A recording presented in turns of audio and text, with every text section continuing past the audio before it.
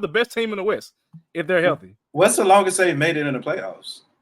The West Conference Finals. West Conference Finals. Okay. Which is cool, but like not even a finals appearance. Not even a finals appearance. Like, come on, man. It's embarrassing. Moving on to the last bit of NBA news. Jalen Brunson signed a 4-year, $156.5 million contract. If he would have waited until next year to sign that, he could have made $113 million more money. So he could have been a close to $300 million man as well, too. He decides to get paid now and take a discount. Obviously, because, I mean, you got the whole Villanova crew playing with the Knicks right now. And that, of course, led to an uproar on Twitter, X, social media, whatever. And people are saying, like, Jalen Brunson, he's dumb. He should have got his full money. You never know what's going to happen. You might get injured, whatever. Teams don't care about you.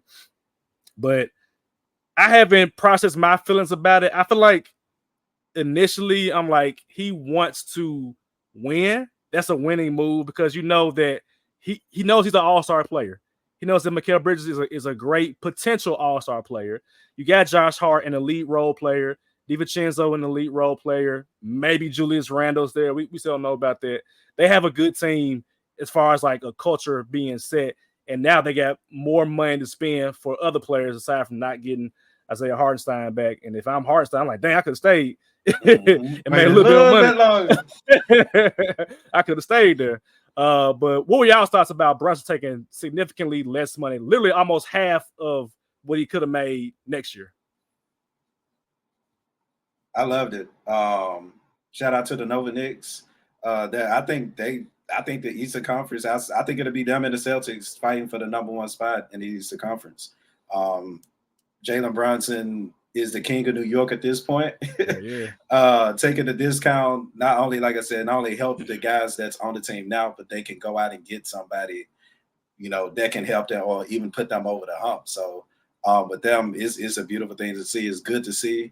And like I said, Jalen Brunson is going to get that contract after this one, after this 4 years. So pretty much you can equate it to, the guy saying, hey, in 4 years, we was able to win a championship, in college, give and take. We was able to create a championship winning chemistry and aura and organization. Let's see what we can do now. And Jalen Brunson legit gave them that opportunity to say, hey, in 4 years, let's see what we can do. But after that, Brunson going to get that contract from either the Knicks or anybody else. So he bought him on himself. We're going to be talking 3-4 years from now, Jalen Brunson making $70-80 million a year. So right now he just bet on himself. And if he wins the championship, Jalen Brunson will be a $100 million a year player, with the Knicks or without the Knicks. So he bet on himself. Shout out to Jalen Brunson. Yeah, and he's continuing to bet on himself, right? Like he didn't stay with Dallas to get their low cut ball money, which actually speaks for itself, right? Because he could have took the low cut with Dallas, right? But then and went to New York, made something of himself, got his friends involved. Mikal Bridges is going to take less money now. Yeah. Your role players are not going to look for that market of 20-25 million. Gary Trent Jr., what the fuck are you thinking, by the way? But like thinking you worth that amount, but like, they're going to dumb it down a little bit. And so like, this was a great move by Jalen Brunson, but also it's going to reset the market as well. And more of a, I don't know, negative way for players, I think.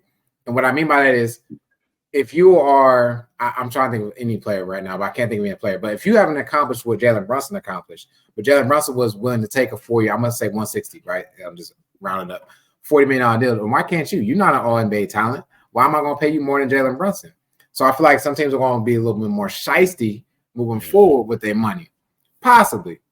Possibly, Sheedy, but real quick, possibly, but you got to understand, like Jalen Brunson, this was a Jalen Brunson personal decision. A team come at me with that bullshit, I'm finna leave and somebody else want to pay me. That's why I said the Knicks gonna pay him $100 million a year, or he gonna get it from somewhere. The Knicks have to do something with him. They have to. Yeah. You got to honor that because if they don't break him off in 4 years, it's gonna be like, all right, bro, y'all didn't really mess with him like that. I think in 3 years he signs another extension. I agree. In 3 years, and that's when the big money gonna come. Yep, I agree. Because if not, somebody else gonna do it. Yeah. He's 27 years old now, so even him in his early 30s, there's still plenty of time for him to hoop. I mean, Paul George is what, 34? Yes. Freaking DeRozan's like 36, I think. Like, come on, they don't get their money. Take care of their bodies.